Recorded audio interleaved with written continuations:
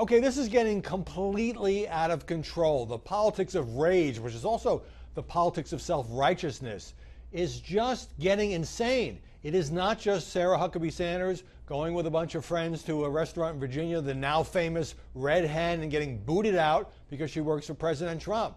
And by the way, when I talked about this on the air, I was stunned by how many major league pundits, of course, most of them are either on the left or are Trump-hating conservatives, were going, yeah, right on, she should have been kicked out. And the reaction on Twitter was much the same. People who don't like Trump, people who don't like Sarah Huckabee Sanders, you're certainly free to criticize the White House press secretary, thought it was perfectly fine for some owner to just kick her out. There are laws only in D.C., Seattle, and the Virgin Islands that says you can't refuse to serve somebody based on their political affiliation or ideology. Maybe there should be more such laws as there are for other kinds of public accommodations.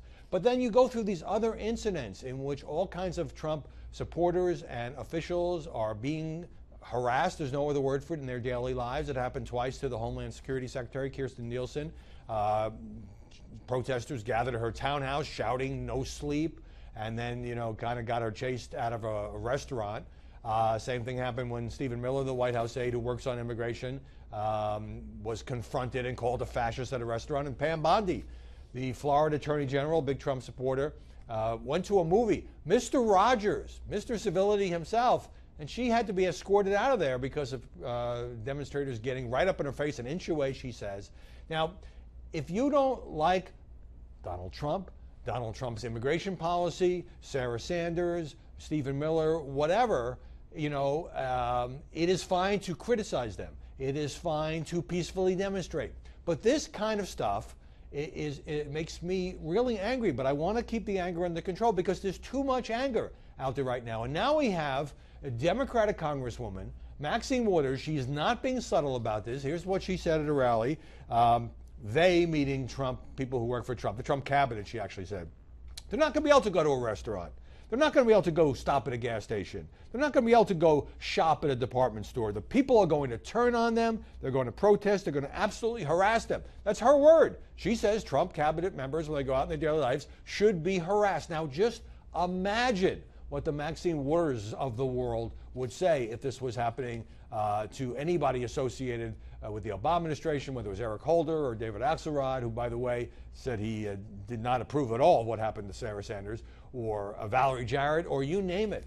So, we're in a situation now where if it happens to the other side, the people you don't like, the people whose policies you detest, then it's okay. You cheer it. I see a lot of this on Twitter. And if it happens to your side, you are outraged, you are angry that your people are being harassed. This has got to stop. I say this no matter which side is doing it, no matter which no matter which political party, which political philosophy are being hounded. It's not a fine line anymore. Now, some people say, well, look, President Trump, he is always on the attack. He uses a lot of strong language, and that's true. And people are entitled to push back verbally.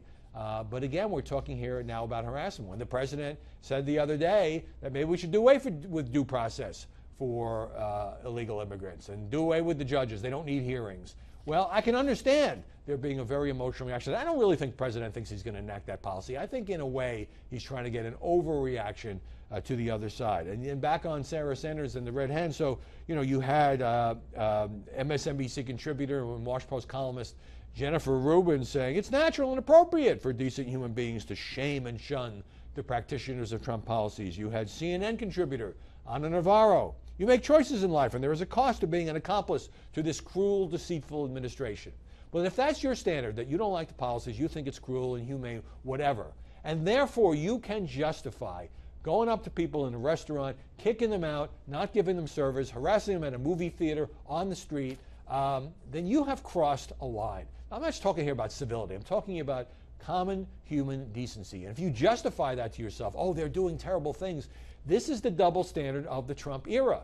I don't recall it happening, certainly to this degree. There might have been isolated instances in any other administration. But the Trump haters are convinced that there's no boundaries, that there's no holds barred, that you got to go after people individually. And someday there's going to be a Democratic president, and a lot of people on the other side might adopt this same philosophy. Is it possible that we could just take it down a couple of notches and stop this kind of harassment and have a vigorous, aggressive, healthy policy debate without harassing people.